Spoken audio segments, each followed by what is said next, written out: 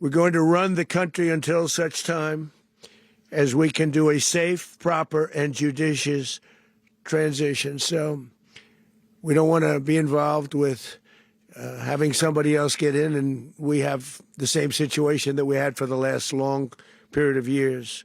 So we are going to run the country until such time as we can do a safe, proper, and judicious transition.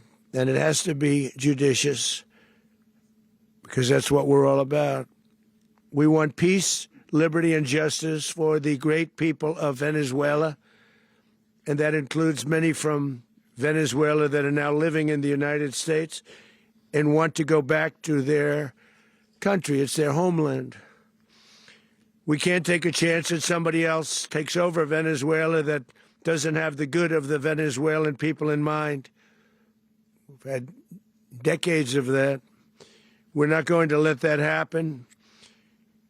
We're there now, and what people don't understand, but they understand as I say this, we're there now, but we're going to stay until such time as the proper transition can take place. So we're going to stay until such time as we're going to run it, essentially, until such time as a proper transition can take place.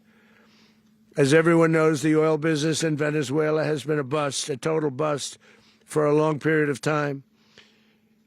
They were pumping almost nothing by comparison to what they could have been pumping and what could have taken place. We're going to have our very large United States oil companies, the biggest anywhere in the world, go in, spend billions of dollars, fix the badly broken infrastructure, the oil infrastructure, and start making money for the country. And we are ready to stage a second and much larger attack if we need to do so. So we were prepared to do a second wave if we needed to do so. We actually assumed that a second wave would be necessary, but now it's probably not. The first wave, if you'd like to call it that, the first attack was so successful, we probably don't have to do a second, but we're prepared to do a second wave, a much bigger wave, actually. This was pinpoint, but we have a much bigger wave that probably won't have to do. This partnership of Venezuela with the United States of America, a country that everybody wants to be involved with because of what we were able to do and accomplish, will make the people of Venezuela rich, independent, and safe. And it will also make the many, many people from Venezuela that are living in the United States extremely happy. They suffered. They suffered. So much was taken from them. They're not going to suffer anymore. Mr. President, does the U.S. running the country mean that U.S. troops will be on the ground? How will that work? Well, you know, they always say boots on the ground. Oh, so we're not afraid of boots on the ground if we have to have. We had boots on the ground last night at a very high level, actually. We're not afraid of it. We don't mind saying it. But we're going to make sure that that country is run properly. We're not doing this in vain. This is a very dangerous attack. This is an attack that could have gone very, very badly, could have gone very badly. We could have lost a lot of people last night. We could have lost a lot of dignity. We could have lost a lot of equipment. The equipment is less important, but we could have lost a lot. And we're going to make sure that this is proper. We're there now. We're ready to go again if we have to. We're going to run the country right. It's going to be run very judiciously, very fairly. It's going to make a lot of money. We're going to give money to the people. We're going to reimburse people that were taken advantage of. We're going to take care of everybody. It's very important. We couldn't let them get away with it. You know, they stole our oil. We built that whole industry there, and they just took it over like we were nothing. And we had a president that decided not to do anything about it. So we did something about it. We're late, but we did something about it. Yeah, please. Mr. President, can you explain the exact mechanism by which you're going to run the country? Are you going to designate a U.S. official to coordinate? Yes, it's all being done right now. We're designating people. We're talking to people. We're designating various people, and we're going to let you know who those people are. That would run Venezuela? Well, it's largely going to be, for a period of time, the people that are standing right behind me. We're going to be running it. We're going to be bringing it back. It's a dead, I talk about a dead country. A year and a half ago, we were a dead country. Now we're the hottest country anywhere in the world. We're a country doing better than any country anywhere in the world. And it required leadership. Venezuela has a lot of bad people in there, a lot of bad people that shouldn't be leading. We're not going to take a chance that one of those people take over for Maduro.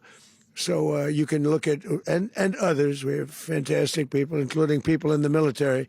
So we're going to have a group of people running it until such time as it can be put back on track, make a lot of money for the people, and give people a great way of life, and also reimbursement for people in our country that were forced out of Venezuela. Rubio would be. You said earlier today that you weren't going to back Machado to come back and be the opposition leader in your Fox and Friends interview. And then you also mentioned the vice president of Venezuela. Are you going to work with the vice president of Venezuela, or how do you foresee the relationship Well, going? I understand she was just sworn in, but she was, as you know, picked by Maduro.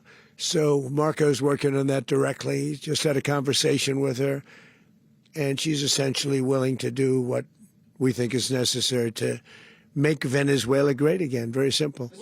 How long do you expect the U.S. to run Venezuela, and how soon do you want Venezuelan people to hold elections? So I'd like to do it quickly, but it takes a period of time. We're rebuilding. We have to rebuild their whole infrastructure. The infrastructure is rotted.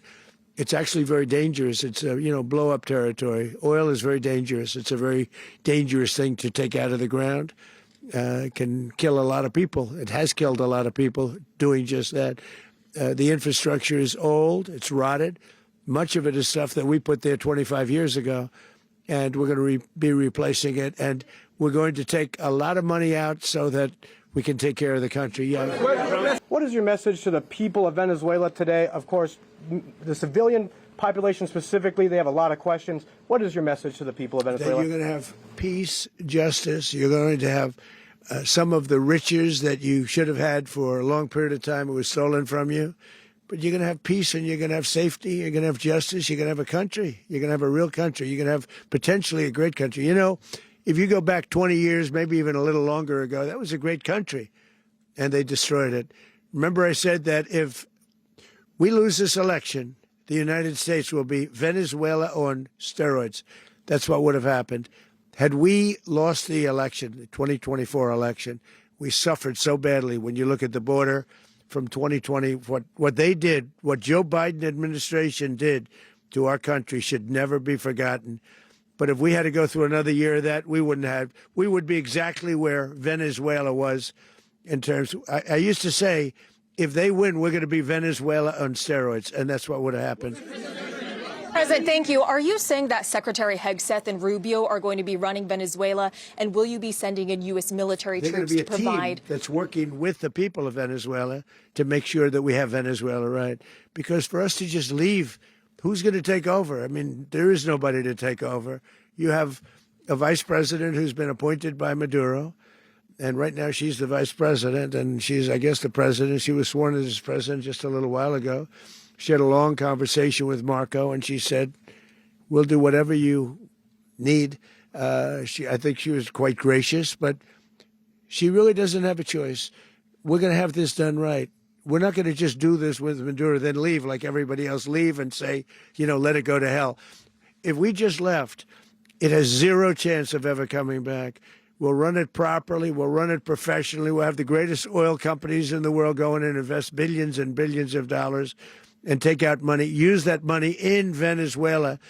And the biggest beneficiary are going to be the people of Venezuela. And also, I can't stress this strongly enough, the people that got thrown out of Venezuela that are now in the United States, and frankly, some want to stay and some probably want to go back. Yeah.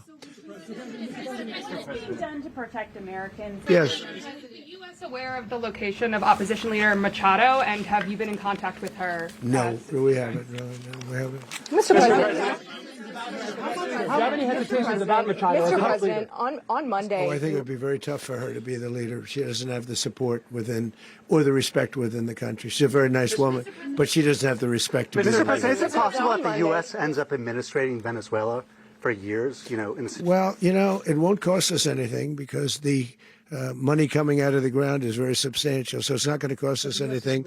We will Well, we want safety there. We want to be surrounded by countries that aren't housing all of our enemies all over the world. That's what that was happening, and you don't want to have that.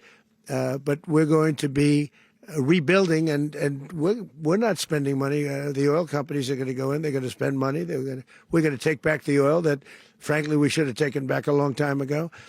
A lot of money is coming out of the ground. We're going to get reimbursed for all of that. We're going to get reimbursed for everything that we spend.